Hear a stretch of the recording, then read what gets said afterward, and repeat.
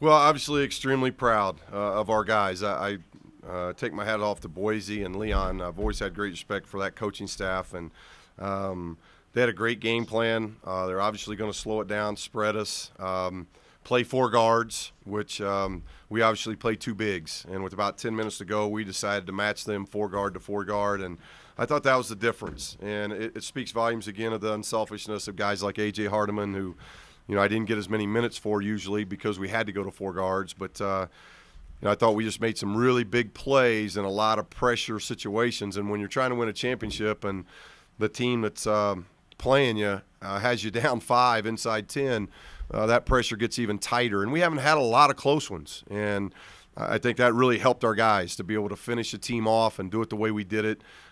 Just very, very proud of them because they had a lot of pressure on them. Dating all the way back to October. I think this is the first time in 5 years the team that's been picked to win it actually won it. And there's a lot of pressure with that. And I think we felt that, but to get to 24 wins and ultimately a championship speaks volumes of these guys. We made the free throws down the stretch, but the most amazing thing with all the pressure, I think it was season low 5 turnovers. We had to play against a lot of pressing, some zone, some man, some changing defenses at half court, and our guys really handled that well. Yeah, we came home. We were a little careless on the road trip, and then we came home and really took care. I can't remember, Mark, what the turnovers was at Air Force, but if it was 7, we averaged 6 in the 2-game homestand with really the most pressure we've had on us most of the year, because you put yourself in a position where if you just win 2 home games, you win a championship, and that's a lot of pressure, and the guys handled it well. Yeah, you know what? He's gone to a whole other level, I think, in the last 3 weeks from a point standpoint. Drew has always given us the rebounding. He gives us that athleticism, but he makes all of his free throws. He makes the 1-3, so now he makes coaches look foolish for not letting him shoot more threes. So I hope it's not something we see in Vegas, but he is 1 for 1 from back there. But he's doing a really good job of scoring. His double-doubles, a lot of his double-doubles to his career has been like 10 and 14 or 12 and 16. He's always been high rebound volume guy, but in the last 3 weeks he's put up points, and that has really meant a lot to us. You're seeing our field goal percentage go up, and I think it's going to open up a lot of things on the perimeter because we're going to force a lot of teams to have to trap us, and that opens up a lot of things for our jump shooters. Yeah, I think mostly defensively is where we're having problems because they were driving us. Drimmick's a guard, 6'5" guard, and we got A.J. chasing him around. And then all of a sudden when we do our switching of ball screens, then sometimes we could have Drew on marks. And so it was some really bad matchups we felt like, and they were starting to drive us a little bit. They started getting to the free throw line, and they're a very good foul shooting team. So we must ask the question 4 times on the bench. I must ask it 4 times the staff. I think they told me, yes, go 4 guards 3 times before I actually listened because it was just, we did that at Colorado State and got burned. But I think Colorado State's a little bit different than this team. This team's really more legit 4 guards, and we just went with it, being at home, and fortunately it worked. I think so. It gets another big out of there. And when AJ was in there, they weren't guarding him on the perimeter. So now all of a sudden he was getting trapped a lot. When we went 4 guards, it was really hard to trap Drew in there because you were going to leave somebody that could make shots. Yeah, I thought in the first half it was 13-0, I think, at half, if the stats were right. It was 13-0 in transition points. So I thought that was a big key. And then the first 10 minutes, they did a really good job of taking us out of our transition game, making it more of a half-court game. They played possession game like Wyoming did, and I think you got to do that coming in here especially. And then we got some momentum going. Hugh got a big steal. Kendall got out on the flagrant 1 foul. That gave us a little bit of a cushion, got us to a 5-point lead. So I think that was big.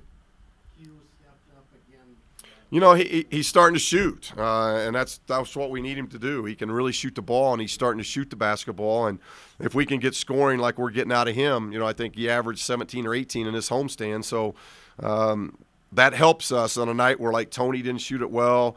Phillips 1 for 3. So I think it just helps us when all of a sudden guys that normally make shots don't. You got to have somebody else step forward, and I thought Hugh did that. It was a huge one, and to his credit, he kept shooting. What he missed his first 6, so he kept shooting, and that's what we need Tony to do. And And I thought he did that. And I thought he made some big plays defensively, too. He had a big block. So I thought he really did a nice job defensively. What do you have, 7 assists? He and Kendall didn't shoot it particularly well, but they had 7 assists. Were you hoping you'd come out of the gates a little faster to get Phillip more involved early, land him more? No, not necessarily. I mean, yeah, it had nothing to do with Phillip. I'd like to get out of the gates early if we could win it by 20, yeah. But I thought we played well. I thought we played hard. I thought we played a team that shot the ball well. They rebounded the ball well against us. They came in with a very good game plan and played us hard. That's what this league is. But, to pull away in the end, that was the key. Well, we've had a lot of confidence with Tony, and I think Tony has been a go-to guy for us a lot during the year, and we just decided to go with him. We knew we had Phillips sitting there. We went with D. Walk because D. Walk gave us a little bit more physical defender when we went to 4 guards.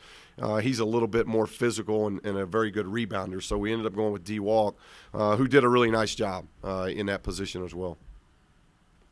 Coach, it looks like Boise's the team you're going to get in the first round of the Mountain West. Well, we don't know. We got to wait to see what happens with this game, I think.